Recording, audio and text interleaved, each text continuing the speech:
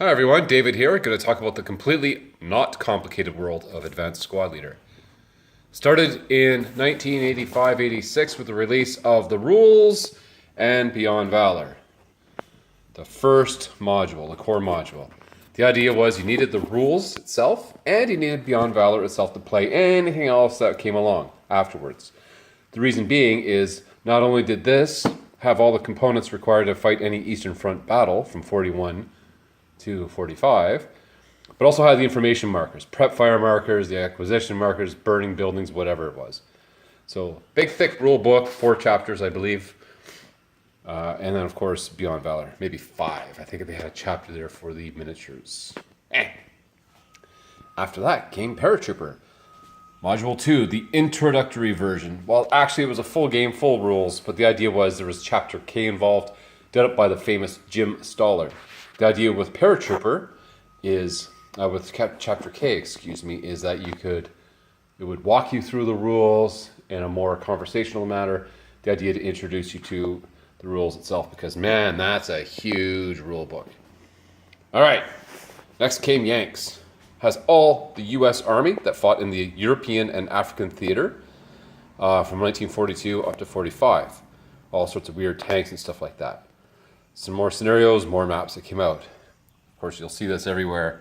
It's not a complete game. Ownership of ASL and Beyond Valor is required.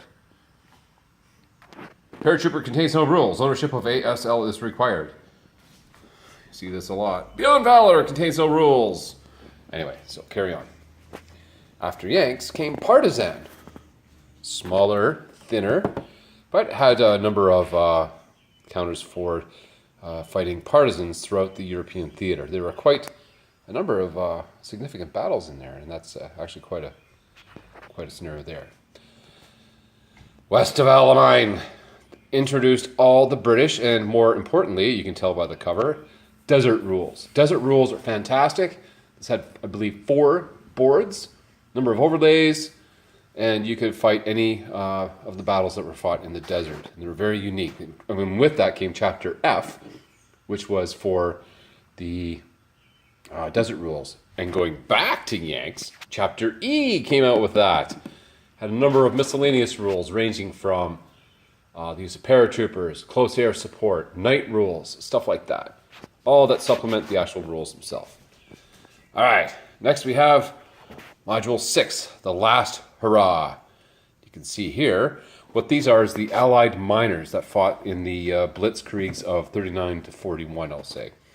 So the Greeks, Poles, and not the French, but the Germans. Sorry, not the Germans. Of course not the Germans. Anyway, a number of battles like that. Finally next along the line, number 7. Although this is a reprint that Multiman Publishing did. The rest were by Avalon Hill. This is, you can tell by the cover, has the Italians. And of course, supplementing with them is not just fighting in Italy and Sicily, but also in the desert. Let's go all the way down here to ASL Module 8. Code of Bushido. Japanese Pacific Theater.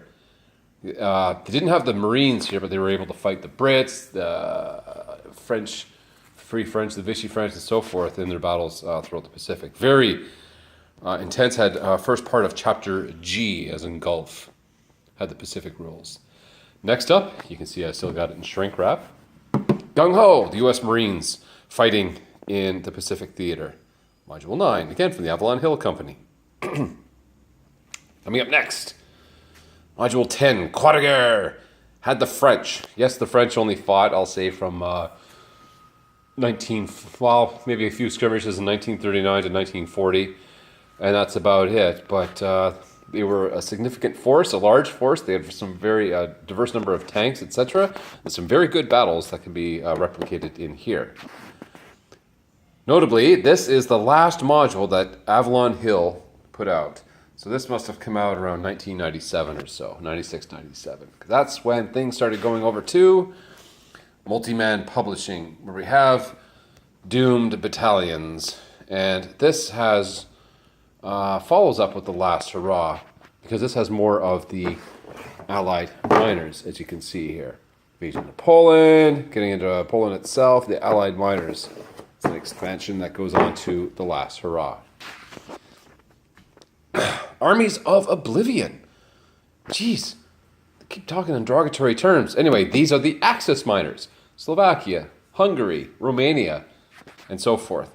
And that fights mostly on the Eastern Front. Next up, we have Rising Sun, which is the update to Gung Ho and Croix de Bushido. Puts it in one spot. And again, this is from Multiman Publishing. And it was quite the module that came out. This is a core module, by the way. It's not just a reprint. And finally, the last module to come out, we have Hakipele. This completes the Finns.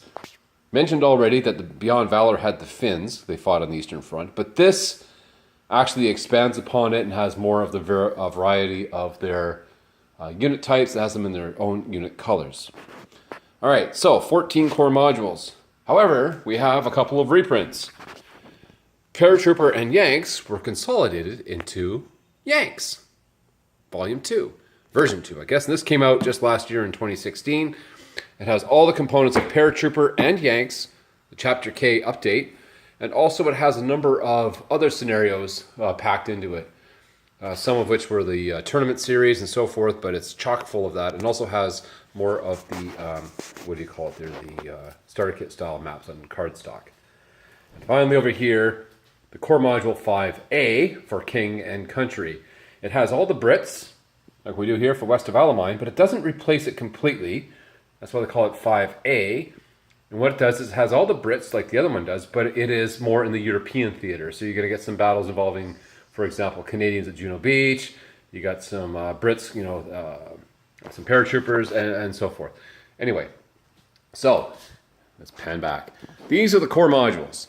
There's a dependency that goes on through here, but the main thing is if you have all these, the number of scenarios you have is almost unlimited, especially with Chapter H, which has the design yourself. So anyway, there you go. 14 core modules, 16 if you count these two, and a lot of ASL goodness. Anyway, thank you for watching.